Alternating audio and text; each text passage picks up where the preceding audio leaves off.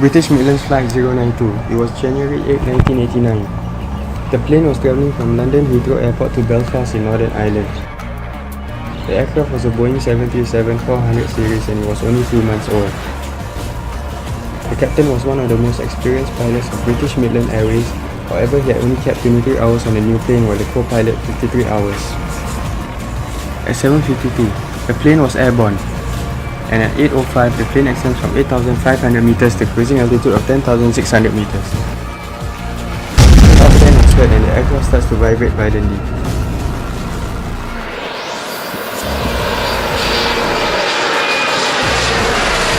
The pilot feel the vibration and smell smoke.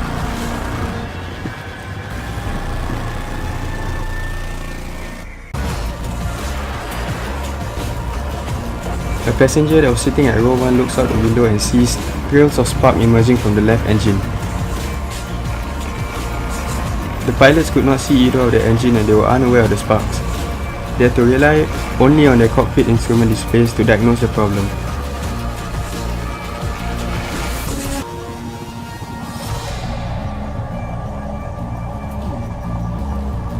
The pilot stopped the right engine and the 737 behaves normally.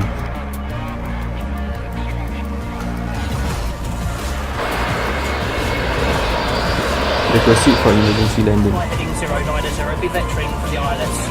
Roger, Midland 9. At 8:17, the plane descends to 2,000 meters. At 8:18, the air traffic control asked the pilot to make a right turn to line up with the runway. 92, descend to altitude 3,000 feet. Midland 9 to say up to 3,000 feet. Check. 2 minutes later, an even louder bang occurred and more vibrations were happening.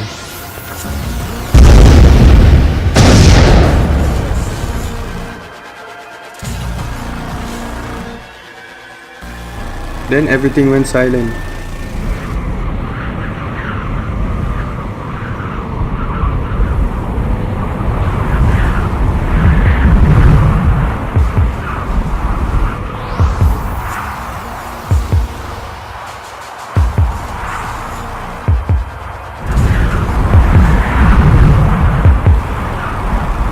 The last engine had given out.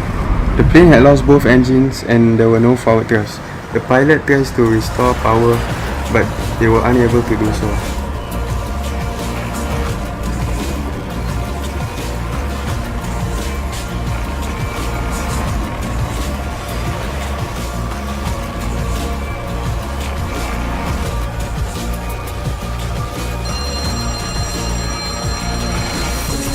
The left engine starts to catch on fire and the control column was shaking violently.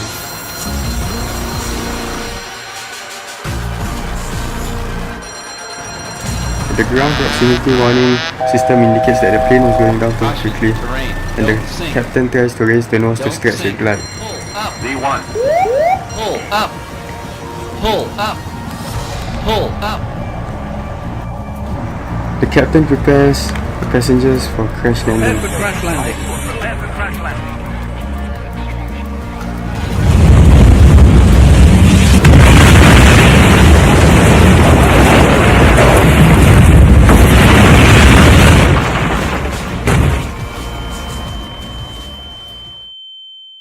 The tail section hits the ground and it bounces back into the air. It slams into the ground and breaks into 3 parts, and it comes into rest just 900 meters from the safety of the runway.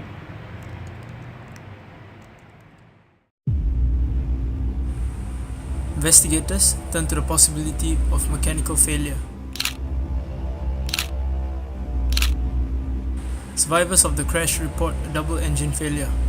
Investigators know that if both engines fail, the implications are enormous. The experts say the chances of both engines on a brand new airliner failing at the same time are 100 million to 1. But that seems to be what happened last night. Investigators scour the crash site to determine what caused both of the plane engines to fail. When the left engine is probed, it is found that the fan blades were severely damaged or fractured.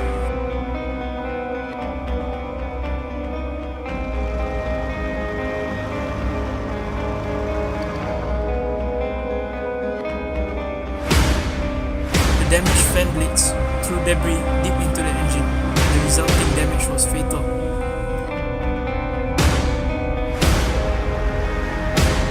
The left engine was sent for further tests to find out what caused it to fail.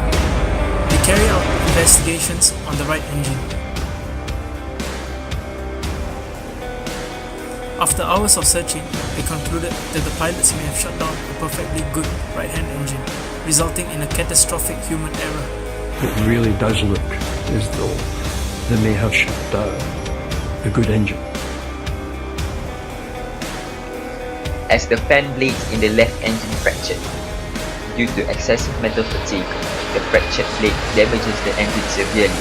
This causes a reduction in fan blade speed, severe vibration, and sparks are produced.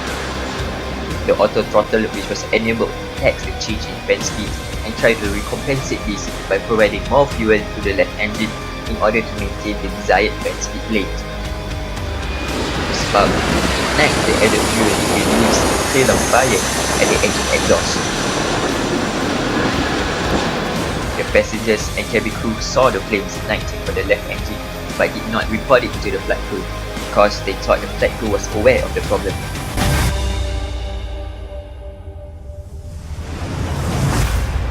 A smell of smoke was then present in the cabin.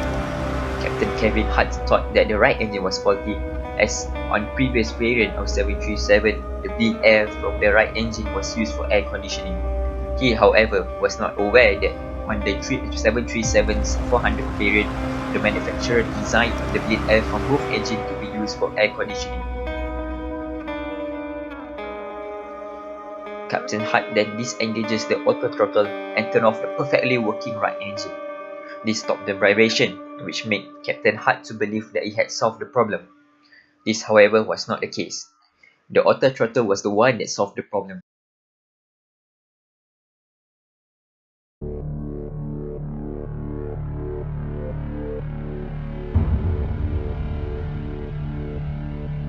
When Captain Hutt disengages the auto throttle, both engines went to manual mode. The sensor on the left engine detected that the fan blade was spinning slower than normal, so it reduces the fuel to the left engine, which stops the vibrations.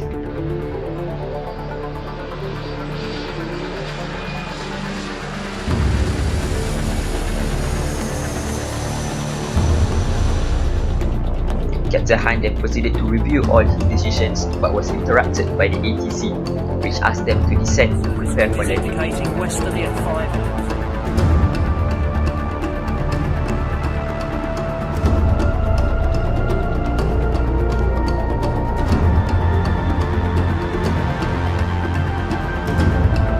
As Captain Hutt increased power to the left engine to prepare for landing, the vibration started again and destroyed the left engine.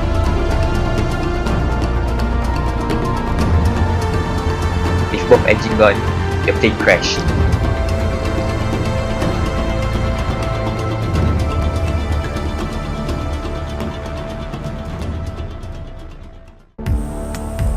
Five months after the crash, two more Boeing 737-400 series aircraft encountered similar fan blade fractures. However, in both cases, the pilots were able to correctly identify the faulty engine and were able to land safely. The Aviation Authority has tonight grounded all Britain's Boeing 737-400 aircraft. These planes were grounded all around the world for urgent inspection on the engines. The engine manufacturer discovers a design fault in the fan blades, running at maximum power above 7,600 meters. The low air density sets off previously undetected vibrations in the blades. The resulting stress can lead to fractures. It is found out that the engines were never tested out in flight. The engines were only bench tested in a laboratory, however a flight test was not mandatory.